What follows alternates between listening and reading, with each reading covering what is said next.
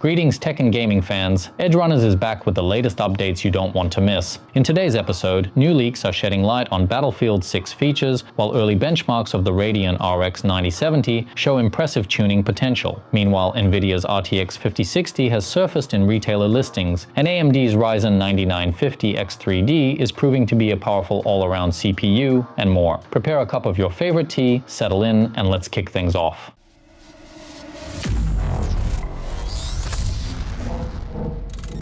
First up, Hardware Unboxed recently tested AMD's flagship Ryzen 9950X3D, priced at $700, and the results are impressive. In terms of performance, the 9950X3D outperforms its predecessor, the Ryzen 7950X3D, especially in productivity tasks like file compression, Blender, Corona, and Photoshop. When it comes to gaming, the Ryzen 9950X3D is nearly on par with the Ryzen 9800X3D, but outperforms Intel's Core Ultra 285K by about 30%. However, it's a power-hungry chip, consuming a lot, though Intel's top models still draw more power. Enabling X3D Turbo Mode boosts performance by 3% on average, with some games showing bigger gains, while others see minimal or no improvements. Overall, the Ryzen 9950X3D is the best all-around CPU for both gaming and productivity. But if you're focused solely on gaming, the Ryzen 9800X3D is still a better option. Would you choose the Ryzen 9950X3D for gaming and productivity, or stick with the 9800X3D for gaming? Let us know in the comments. Motherboard manufacturers have been working on solutions to make GPU removal from PCI slots easier, but not all attempts are successful. For instance, ASUS's PCI slot Q release slim mechanism has been criticized for scratching the graphics card's PCI interface. On the other hand, GIGABYTE has introduced a more reliable solution. To prove its effectiveness and throw shade at the competition, GIGABYTE released a video demonstrating their mechanism. In the video, a specialist inserts and removes a GPU 100 times without causing any damage to the card. It's clear GIGABYTE's solution is holding up better under pressure.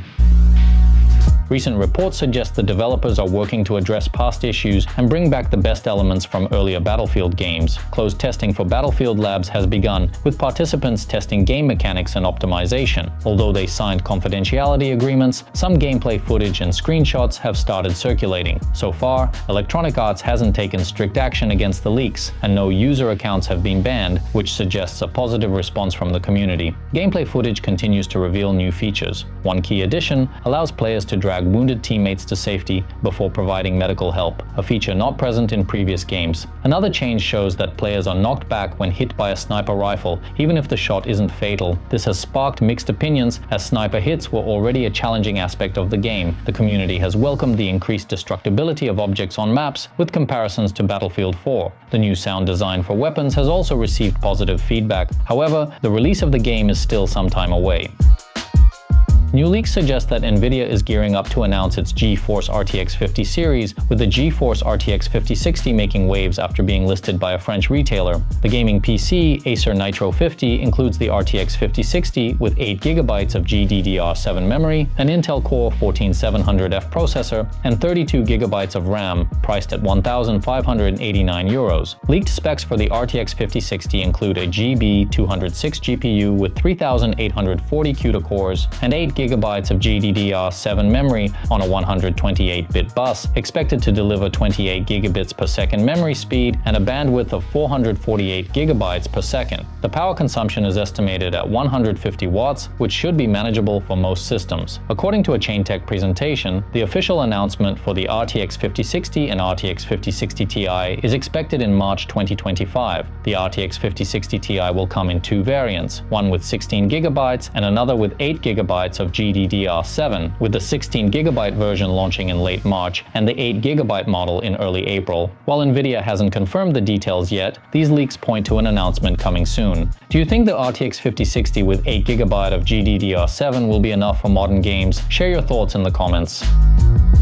Neil Druckmann, known for his work on The Last of Us, shared fresh insights about Intergalactic: The Heretic Prophet during his appearance on the Creator to Creator show with director Alex Garland. The game, in development for 4 years, is set in a sci-fi universe where reality diverged from our own in the 1980s. It follows a protagonist on a distant planet where a new religion has gained power. Druckmann revealed that the team spent years developing the religion, exploring its first prophet and how it evolved over time. The game will not only delve into themes of faith and religion, but also explore explore loneliness. Players will find themselves on an unfamiliar planet, isolated, and must uncover its dark history to escape. While there is no official release date yet, Intergalactic, the Heretic Prophet is expected to launch no earlier than 2026. The first trailer dropped in December 20th, 24. Druckmann also addressed the divisive reception of The Last of Us Part 2, promising that this time they aim to create something less controversial.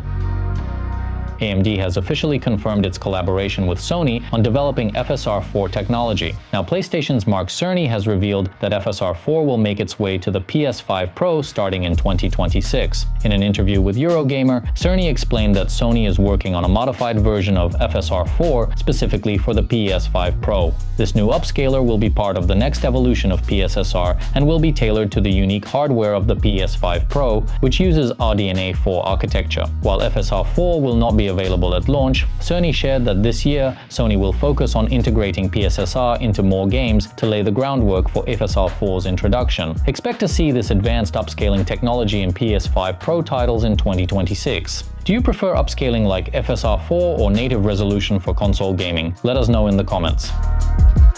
Kojima Productions and Sony Interactive Entertainment have revealed the release date for Death Stranding 2 on the Beach. The game will launch on June 26, 2025 for PlayStation 5. Those who purchase the deluxe edition will get early access starting June 24th. The 10-minute trailer released alongside the announcement showcased new gameplay and characters, including the Dr. Deborah Wilson and Neil Luca Marinelli. Set almost a year after the first Death Stranding, Sam Porter Bridges returns to save humanity from extinction. The standard edition will cost $70, while the deluxe edition is priced at $80. A physical collector's edition will also be available for $230. Pre-orders start on March 17, 2025. Konami is set to unveil more information about Silent Hill F during the Silent Hill Transmission event on the night of March 13th to 14th, 2025. First announced in October 2022, Silent Hill F is described as a completely new entry in the series, not a remake or remaster. Set in 1960s Japan, the game's story is being written by Ryukishi, known for his work on psychological and supernatural horror. The event will begin on Thursday, March 13th. With over 2 years since its initial reveal, it's possible that the release date is finally on the horizon. Recent tests by Indonesian overclocker Alva Jonathan reveal the impressive power efficiency and overclocking potential of AMD's Radeon RX 9070 GPU. On the ASRock Radeon RX 9070 Steel Legend, the stock settings produced 54 FPS in Cyberpunk 2077. By increasing power to 270 watts, reducing voltage by 100 millivolts, and pushing the clock speed to 2.95 GHz, the card reached 60 frames per second, just 5 frames per second shy of the RX 9070 XT at stock settings. But what's more interesting is how the GPU performs when power consumption is reduced by 30%. At just 170 watts, with a clock speed dropped to 2.4 GHz, the RX 9070 still managed to hit 50 FPS, only about an 8 to 9% performance loss despite the significant power cut. Alva praised the RX 9070 for its tuning flexibility, noting it's highly adaptable for performance fine-tuning. Would you trade 8 to 9% performance for 30% lower power consumption? Share your thoughts in the comments.